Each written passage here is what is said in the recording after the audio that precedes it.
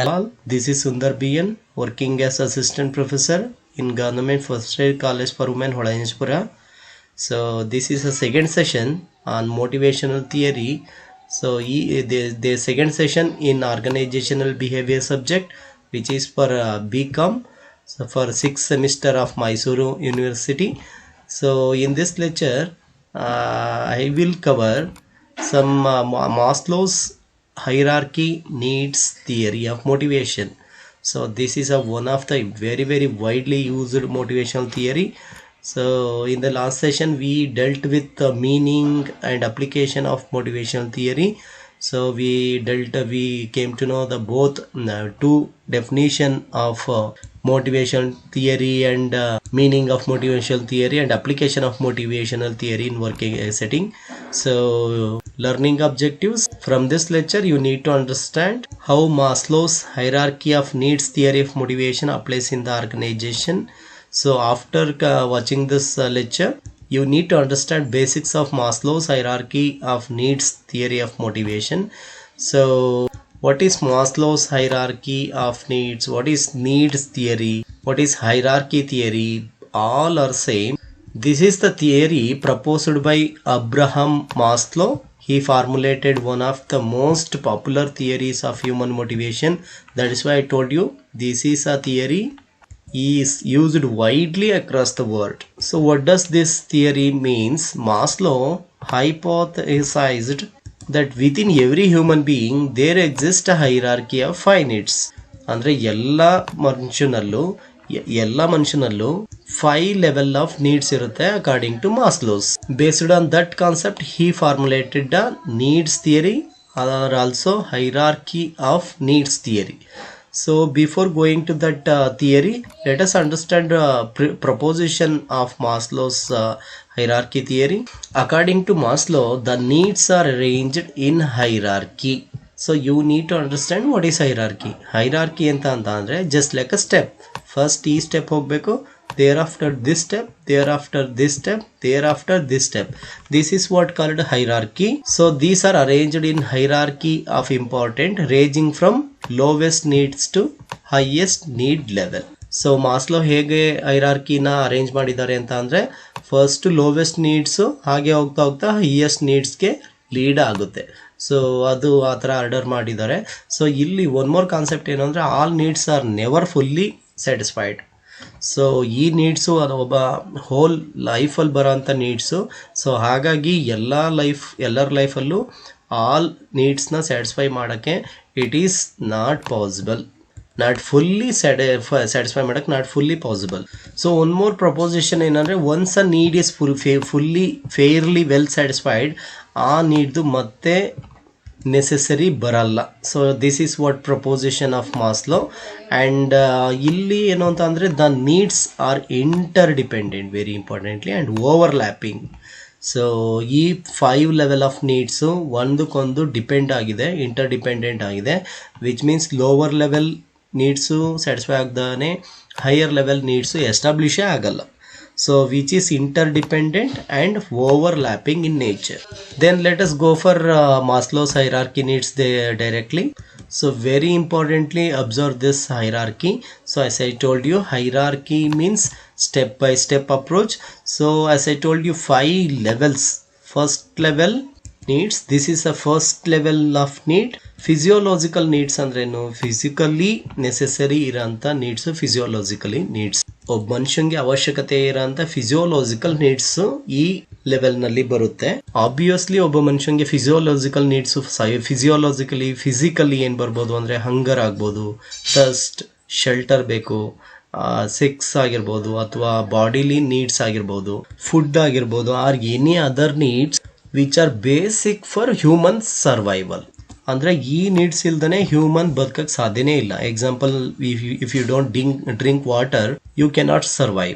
If you don't have proper roofing, proper shelter, or a house you cannot survive very comfortable. So ಹಾಗೇನೆ sex ಆಗ್ಬೋದು, sunlight ಆಗ್ಬೋದು, water ಆಗ್ಬೋದು, food ಆಗ್ಬೋದು, any other needs which is for survival, only for survival. So ಈ needs first satisfy ಆಗಬೇಕು, there after ಬೇರೆ ಬೇರೆ ನೀಡ್ಸ್ಗಳು establish ಆಗುತ್ತೆ ಅಂತ ಮಾಸ್ಲೋಸ್ ಹೇಳ್ತಾನೆ. ಸೊ ಈ ನೀಡ್ಸ್ ನ ವರ್ಕ್ ಪ್ಲೇಸ್ ನಲ್ಲಿ ಹೇಗೆ ಕೊಡ್ಬೋದು ಅಂತ ಅಂದ್ರೆ by providing good working condition or attractive wage ಅಥವಾ ಸ್ಯಾಲ್ರಿ, ಸಬ್ಸಿಡೈಸ್ಡ್ ಹೌಸಿಂಗ್ ಕೊಡ್ಬೋದು ಅಥವಾ ಫ್ರೀ ಕೇಟರಿಂಗ್ ಕೊಡ್ಬೋದು. ಈ ತರ ಕೊಟ್ಟು ಫಿಸಿಯೋಲಾಜಿಕಲ್ ನೀಡ್ಸ್ ನ an organization can satisfy. So second needs ಯಾವುದು ಅಂದ್ರೆ ಸೇಫ್ಟಿ ನೀಡ್ಸ್. ಆ ಟರ್ಮೇ ಹೇಳ್ತಾ ಇದೆ ಸೇಫ್ಟಿ ಅಂತ. Safety in the sense security ಆಗ್ಬೋದು ಅಥವಾ protection from physical and emotional harm. Very importantly physical and emotional harm ಇಂದ ಪ್ರೊಟೆಕ್ಷನ್ ಇರಬೇಕು ಅಂತ ಸೇಫ್ಟಿ ನೀಡ್ಸ್ ನ ನೆಕ್ಸ್ಟ್ ಲೆವೆಲ್ ಅಲ್ಲಿ ಎಸ್ಟಾಬ್ಲಿಷ್ ಆಗುತ್ತೆ. After first level needs which means physiological needs ಆದ್ಮೇಲೆ safety needs establish ಆಗುತ್ತೆ. This is a second level needs. It may also include need for shelter, security, peaceful ಆಗಿರಬೇಕು. ಇದೆಲ್ಲ safety needs ನಲ್ಲಿ include ಆಗುತ್ತೆ. So ಈ needs ನ an organisation ಹೇಗೆ satisfy ಮಾಡ್ಬೋದು, ಹೇಗೆ ಪ್ರೊವೈಡ್ ಮಾಡ್ಬೋದು ಅಂತ ಅಂದ್ರೆ ಸೊ ಒಂದು ಸೇಫ್ ವರ್ಕಿಂಗ್ ಕಂಡೀಷನ್ ಕೊಡ್ಬೋದು, ಇನ್ಶೂರೆನ್ಸ್ ಸ್ಕೀಮ್ ನ ಆಫರ್ ಮಾಡ್ಬೋದು ಅಥವಾ ಅಟ್ರಾಕ್ಟಿವ್ ಪೆನ್ಷನ್ ಪ್ರಾವಿಷನ್ಸ್ ನ ಕೊಡ್ಬೋದು. ಸೊ ಈ ತರ ಅಂತ ಅನಿಸ್ದಾಗ ಆ human being can feel he is safest in the organisation. ಏನಾದ್ರೂ ಆಕ್ಸಿಡೆಂಟ್ ಆದ್ರೆ he can claim insurance. So after retirement pension ಪಡಿಬಹುದು. ಈ ತರ ಫೀಲು ಅವನಲ್ಲಿ ಇರಬೇಕು. ಸೊ ಆ ತರ organisation can treat an employee. So after satisfying safety needs next level need ಯಾವುದು ಅಂತ ಅಂದ್ರೆ ಸೋಷಿಯಲ್ ನೀಡ್ ಎಸ್ಟಾಬ್ಲಿಷ್ ಆಗುತ್ತೆ. ಸೊ ಇದು ಹೆಂಗಿದೆ ಅಂದ್ರೆ hierarchy needs, unless you satisfy physiological needs, safety needs won't establish at all. So imagine when you don't have food for survival, you don't think about physical or emotional harm, athwa you don't think about pension, you don't think about, even you don't have job, you don't even think about pension. So like that. So after safety needs, the next level need is social needs. So broadly brief ಆಗಿ ಹೇಳಬೇಕು ಅಂದರೆ social ನೀಡ್ಸ್ನ ಒಬ್ಬರ ಜೊತೆ ಇರೋ affection ಆಗಿರ್ಬೋದು, belongingness ಆಗಿರ್ಬೋದು, ಅಥವಾ acceptance ಆಗಿರ್ಬೋದು, ಅಥವಾ ಫ್ರೆಂಡ್ಶಿಪ್ ಆಗಿರ್ಬೋದು, ಲವ್ ಆಗಿರ್ಬೋದು, ಮ್ಯಾರೇಜ್ ಆಗಿರ್ಬೋದು. ಸೊ ನೀವು ಯಾರ ಜೊತೆನೋ ಅಟ್ಯಾಚ್ಮೆಂಟ್ ಇಟ್ಕೊಂಡಿರ್ತೀರ, ಇವೆಲ್ಲ ನಿಮಗೆ ಸೋಷಿಯಲ್ ನೀಡ್ಸ್ನಲ್ಲಿ ಬರುತ್ತೆ.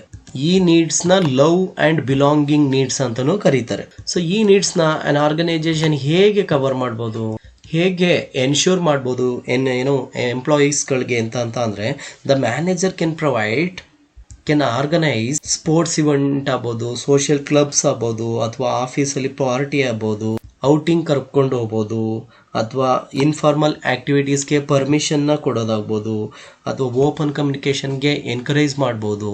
ಈ ಥರ ಇದ್ದಾಗ 1-to-1 an organisation peer, subordinate, superior ಎಲ್ಲ they are emotionally bonded.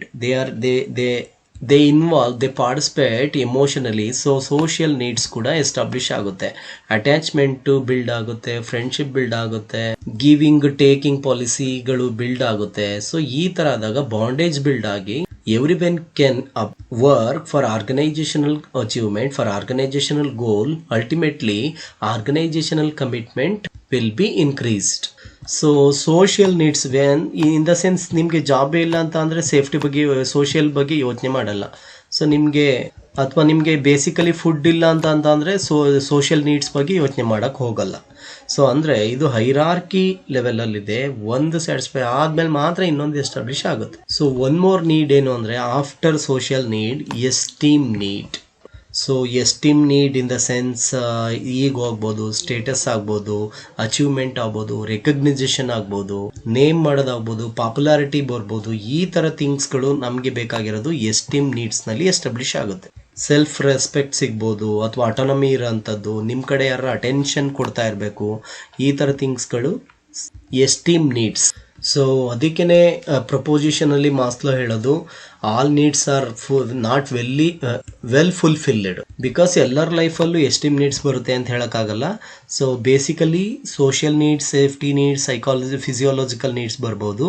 Esteem needs ಬರುತ್ತೆ ಅಂತ ಹೇಳೋಕ್ಕಾಗಲ್ಲ, ಸೆಲ್ಫ್ ಆಕ್ಚುಲೈಸೇಷನ್ ನೀಡ್ಸ್ ಬರುತ್ತೆ ಅಂತ ಹೇಳೋಕ್ಕಾಗಲ್ಲ. ಸೊ ಯಾವಾಗ ಎಸ್ಟೀಮ್ ನೀಡ್ಸ್ ಬರುತ್ತೆ, ಒಬ್ಬ ಪರ್ಸನ್ ಅಚೀವ್ ಮಾಡಿದಾಗ, ಒಂದು ಸಕ್ಸಸ್ ಅಂತ ಬಂದಾಗ ಅವ್ನಿಗೆ ಈಗ ಬರುತ್ತೆ, he must be recognized, he must take attention and so many things. So ಇದನ್ನ ಮ್ಯಾನೇಜರ್ ಹೇಗೆ ಬಿಲ್ಡ್ ಮಾಡ್ಬೋದು, ಎಸ್ಟೀಮ್ ನೀಡ್ಸ್ನ ಹೆಂಗೆ ಫಿಲ್ ಮಾಡ್ಬೋದು ಅಂತ ಅಂದ್ರೆ, a manager can give positive feedback to an employee. So positive feedback ಕೊಟ್ಟಾಗ ನೀವು ಚೆನ್ನಾಗಿ ವರ್ಕ್ ಮಾಡ್ತೀರಾ ವೆಲ್ ಅಂತ, he can be motivated for doing further work. ಅಥವಾ ಪ್ರೆಸ್ಟೀಜಿಯಸ್ ಜಾಬ್ ಟೈಟಲ್ಸ್ ನ ಕೊಡೋದು, ಅಥವಾ ಆನ್ ಎಂಪ್ಲಾಯಿ ಫೋಟೋಗ್ರಾಫ್ಸ್ನ ಕಂಪ್ನಿ ನ್ಯೂಸ್ ಲೆಟರ್ನಲ್ಲಿ ಹಾಕೋದು, ಅಥವಾ ಪ್ರಮೋಷನ್ ಕೊಡೋದು, ಈ ಥರ ವೇರಿಯಸ್ ಆ್ಯಕ್ಟಿವಿಟೀಸಿಂದ ಎಸ್ಟೀಮ್ ನೀಡ್ಸು ಬಿಲ್ಡ್ ಆಗುತ್ತೆ. So last need in the five levels ಅಲ್ಲಿ highest hierarchy is self actualization needs. ಒಂದೇ ಟರ್ಮ್ನಲ್ಲಿ ಬ್ರೀಫ್ ಮಾಡಬೇಕು what is self actualization needs ಅಂತ ಅಂದ್ರೆ, it is a drive to become what one is capable of becoming. Very very important. It is a drive to become what one is capable of becoming. ಒಬ್ಬರದ್ದು full potential ಏನಿರುತ್ತೆ ಅದನ್ನು use ಮಾಡಿಕೊಂಡ್ರೆ he will become what he wanted to become. So in the sense growth ಆಗ್ಬೋದು, ಅಥವಾ once ಪೊಟೆನ್ಷಿಯಲ್ನ achieve ಮಾಡ್ಬೋದು, ಅಥವಾ self fulfilment ಆಗಿರ್ಬೋದು. ಈ ಥರ ನೀಡ್ಸ್ಗಳನ್ನ ನಾವು ಸೆಲ್ಫ್ ಆಕ್ಚುಲೈಸೇಷನ್ ನೀಡ್ಸ್ನಲ್ಲಿ ನೋಡ್ತೀವಿ. So challenging type of assignment ಕೊಡೋ ಅಂಥದ್ದಾಗ್ಬೋದು, ಅಥವಾ ಕ್ರಿಯೇಟಿವ್ ವರ್ಕ್ನ ಕೊಡೋ ಅಂಥದ್ದಾಗ್ಬೋದು. ಸೊ ಇದೆಲ್ಲ ಸೆಲ್ಫ್ ಆಕ್ಚುಲೈಸೇಷನ್ ನೀಡ್ಸ್ನಲ್ಲಿ ಬರುತ್ತೆ. ಇದಕ್ಕೆ ಎಲ್ಲರಿಗೂ ಇದು ಸಿಗೋಕ್ಕೆ ಅಷ್ಟೊಂದು ಸಾಧ್ಯವಾಗಲ್ಲ. The sense of satisfaction, sense of self fulfilment, ಈ ತರ ಫೀಲ್ ಬರೋ ಅಂಥದ್ದು ಸೆಲ್ಫ್ ಆಕ್ಚುಲೈಸೇಷನ್ ನೀಡ್ಸ್ ನಲ್ಲಿ. ಆಬ್ವಿಯಸ್ಲಿ ಈ ಲೆವೆಲ್ ಆಫ್ ನೀಡ್ಸ್ ನ ಏನ್ ಮಾಡಕ್ಕೆ ಗ್ರೌತ್ ಓರಿಯೆಂಟೆಡ್ ಜಾಬ್ ನ ಕೊಡೋ ಅಂಥದ್ದು, ಅಥವಾ ಅವನಿಗೆ ಜಸ್ಟ್ ಕ್ರಿಯೇಟಿವ್ ವರ್ಕ್ ಕೊಡೋ ಅಂಥದ್ದು, ಡಿಸ್ಕ್ರಿಯೇಷನರಿ ಪವರ್ನ ಕೊಡೋ ಅಂಥದ್ದು, ಚಾಲೆಂಜಿಂಗ್ ವರ್ಕ್ ಕೊಡೋದ್ರಿಂದ ಸೆಲ್ಫ್ ಆಕ್ಚುಲೈಸೇಷನ್ ನೀಡ್ಸ್ನ ಫುಲ್ಫಿಲ್ ಮಾಡ್ಬೋದು. So this is what Maslow's hierarchy needs, which is a 5 level of needs. I have elaborated which is with giving some of examples. So I hope understand and you understood this level of needs. So ಇಲ್ಲಿ implication ಹೇಗೆ ಅಂತ ಹೇಳ್ತೀನಿ. ಎಲ್ಲ ಪ್ರತಿಯೊಂದು levels ಹೇಗೆ manager motive ಮಾಡ್ಬೋದು, ಹೇಗೆ use ಮಾಡ್ಬೋದು ಅಂತ ಅಲ್ಲೇನೆ ನಾನು ಎಕ್ಸ್ಪ್ಲೈನ್ ಮಾಡಿದ್ದೀನಿ. So I will give you an instance here. So the employees' love and belonging needs can fully satisfied by organizing yearly dinner party, ಅಥವಾ ಡ್ಯಾನ್ಸ್ ಪ್ರೋಗ್ರಾಮ್, ಅಥವಾ ಆಫೀಸ್ ವೀಕೆಂಡ್ ಪಾರ್ಟೀಸ್, ಅಥವಾ ಕ್ರಿಯೇಟಿಂಗ್ ರಿಕ್ರಿಯೇಷನ್ ಕ್ಲಬ್ಸ್ ಅಥವಾ social ಕ್ಲಬ್ಸ್ಗಳನ್ನ organise ಮಾಡೋದ್ರಿಂದ so ಎಂಪ್ಲಾಯೀಸಲ್ಲಿ love and belonging needs ಅಥವಾ social ನೀಡ್ಸ್ಗಳನ್ನ build ಮಾಡ್ಬೋದು. So this is a very good theory for organisation nowadays. So ಈ ಮಾಸ್ಲೋಸ್ ಹೈರಾರ್ಕಿ ಥಿಯರಿನ ಅಪ್ಲೈ ಮಾಡೋಕ್ಕೆ ಫಸ್ಟ್ ಬೇಸಿಕಲಿ ಅನ್ ಎಂಪ್ಲಾಯ್ ಯಾವ ಸ್ಟೇಜ್ ಆಫ್ ಯಾವ ಲೆವೆಲ್ ಆಫ್ ನೀಡ್ಸ್ ಅವಶ್ಯಕತೆ ಇದೆ ಅಂತ ಅರ್ಥ ಮಾಡ್ಕೊಳ್ಳೋದು ವೆರಿ ಇಂಪಾರ್ಟೆಂಟ್. ಎಕ್ಸಾಂಪಲ್, ಒಬ್ಬ ಎಂಪ್ಲಾಯಿಗೆ ಫಿಸಿಯೋಲಾಜಿಕಲ್ ನೀಡ್ಸ್ ಬೇಕಾಗಿದ್ದಾಗ ಅವನಿಗೆ ಸೋಷಿಯಲ್ ನೀಡ್ಸ್ನ ಕೊಟ್ಟರೆ ಅವನು ಮೋಟಿವೇಟ್ ಆಗಲ್ಲ. ಫಸ್ಟ್ಲಿ ಫಿಸಿಯೋಲಾಜಿಕಲ್ ನೀಡ್ಸು ಸ್ಯಾಟಿಸ್ಫೈ ಆಗಬೇಕು, ದೇರ್ ಆಫ್ಟರ್ ಸೇಫ್ಟಿ ನೀಡ್ಸೇ ಆಗಬೇಕು. So this is how about Maslow's hierarchy needs. So ಈ ಮಾಸ್ಲೋಸ್ ಹೈರಾರ್ಕಿ ನೀಡ್ಸ್ ಎಂಪ್ಲಾಯಿಗಳಿಗೆ ತುಂಬ ಹೆಲ್ಪ್ಫುಲ್ ಆಗಿರುತ್ತೆ to deal with various issues that are related to employee motivation at workplace. So I hope this theory is very clear. So this is a reference for preparing this video lecture. Thank you so much for watching.